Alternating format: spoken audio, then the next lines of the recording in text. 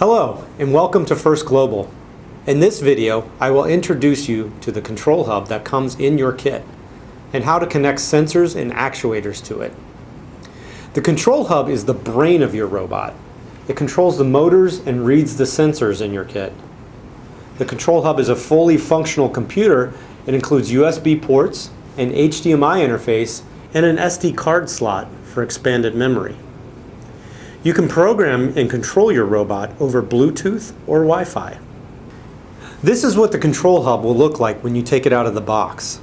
It has ports for the battery, 4 motors with encoders, 6 servos, 4 analog sensor inputs, 8 digital I/O channels, 4 I2C sensor buses, and serial interfaces for expansion and debugging. Let's begin with the battery. The 12-volt, 3-amp-hour battery provides the power to control your system. You can connect the battery directly to the control hub using the yellow XT30 connector. There are 2 types of motors in your kit.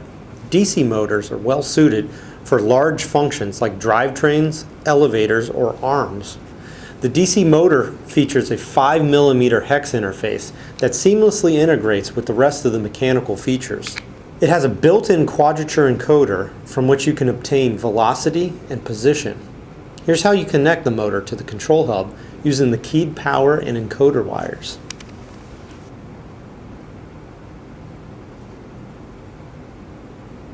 The servo is a type of DC motor that allows you to direct your robot to a specific position.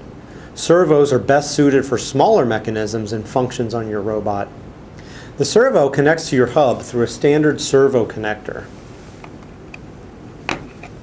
It has 2 different types of adapters, one that can directly drive a hex shaft, and a second that allows your servo to interface with gears. Your kit includes a sensor called a potentiometer. It has the standard hex interface. It helps your robot find a discrete angular position. It does this by scaling an input voltage based on the position. This sensor plugs in to your analog input channel on the control hub. Another sensor that's included in your kit is the I2C light sensor. With this sensor, your robot can determine the color of an object. It can be used to differentiate between light and dark areas for applications such as following a line. The I2C sensor can also detect short-range distances under 100 millimeters. It connects to the control hub through one of the I2C buses.